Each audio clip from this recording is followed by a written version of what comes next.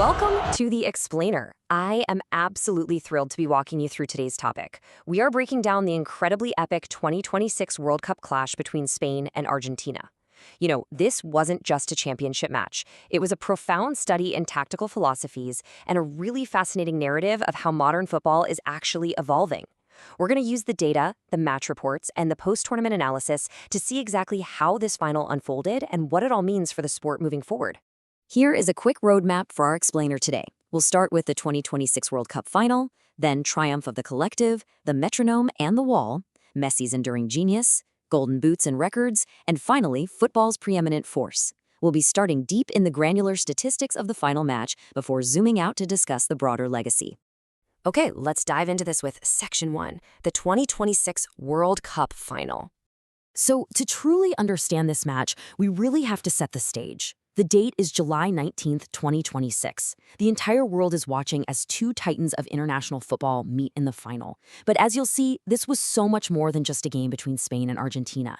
Analysts framed it as the ultimate clash of footballing philosophies. On one side, you had Spain's highly structured positional machine, relying heavily on strict spacing and passing zones to totally manipulate the opposition. On the other side, you had Argentina, defending their crown, but heavily reliant on the singular, enduring magic of their legendary captain. And when the dust finally settled after a seriously grueling battle, Spain secured a narrow 1-0 extra-time victory to claim their second World Cup title.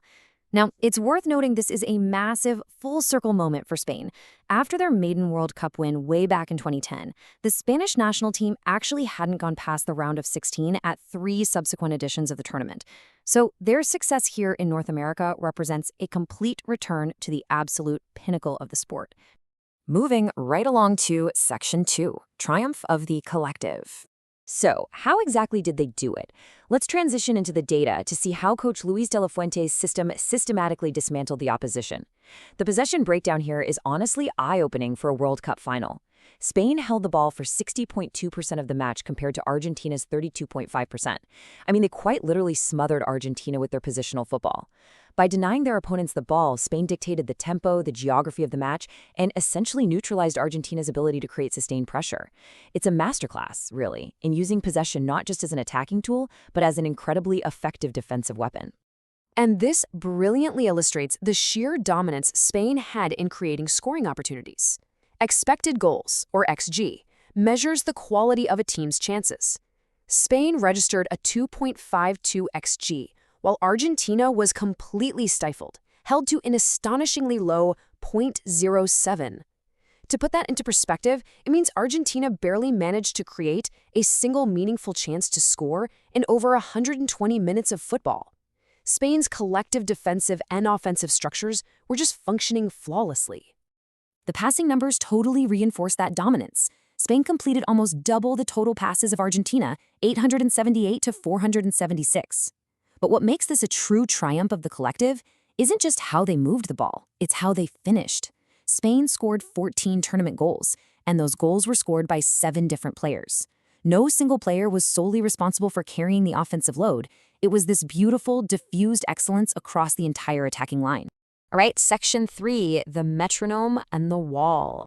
But look, to have a collective system actually work, you need the absolute right cogs in the machine.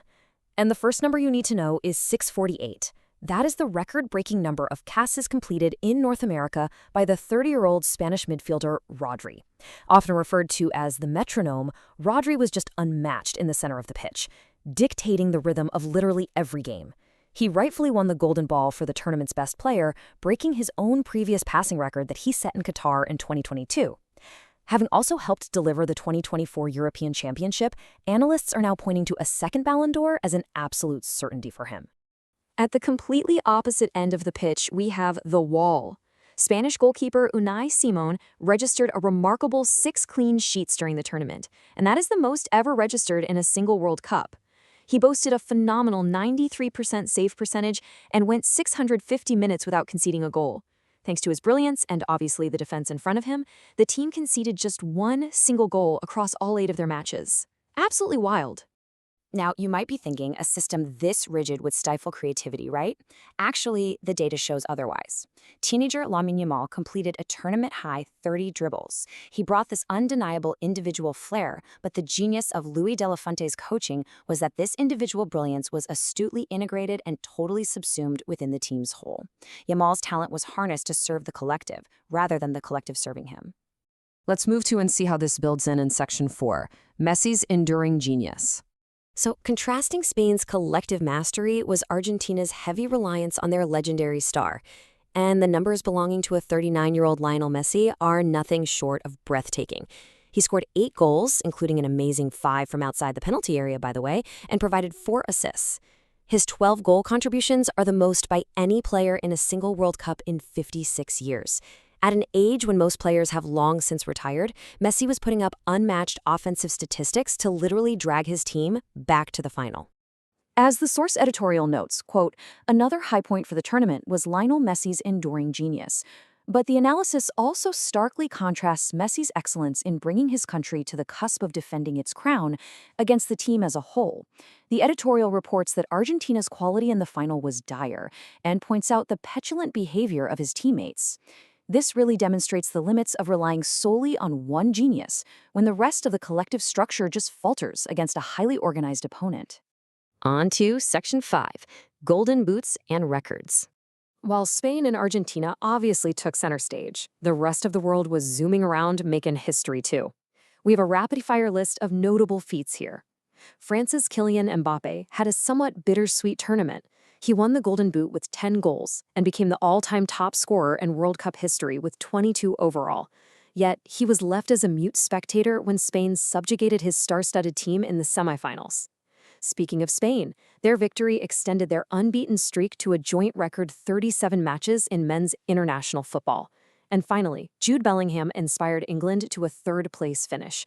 That's their best performance since winning it all in 1966, though the post-mortem analysis still points to their continued lack of a cutting edge in the biggest moments. And finally, Section 6, Football's Preeminent Force.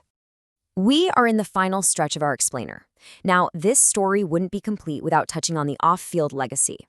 Our source editorial was quite critical of the governing body, FIFA, and the host nation. The criticisms basically span from the arbitrary invocation of U.S. immigration rules and political interference in on-field matters, to commercially driven hydration breaks and a halftime show during the final that was deemed completely tedious and disruptive. The overarching argument presented here is that football should just be allowed to flow freely on and off the turf, without unnecessary political or commercial disruption. But beyond the controversies, the undeniable legacy on the pitch belongs to Spain. Their historical numbers speak volumes. Starting in 2008, Spain has won 2 of the last 5 World Cups and 3 of the last 5 European Championships. Not to mention, they are the reigning women's world champions. The phenomenal assembly line of coaches they produce and the sheer talent they export have absolutely cemented them as the absolute preeminent footballing force of the 21st century. Which brings us to our final thought. We saw a team of beautifully integrated parts systematically dismantle a team carried by arguably the greatest individual talent the sport has ever seen. It leaves us with a fascinating, provocative question. In modern football, will collective mastery always conquer individual genius? It's a debate that tactical analysts will be having for decades to come. Thank you so much for joining me on The Explainer today. I really hope this deep dive gave you Skill a whole new perspective on the beautiful game. See you next time.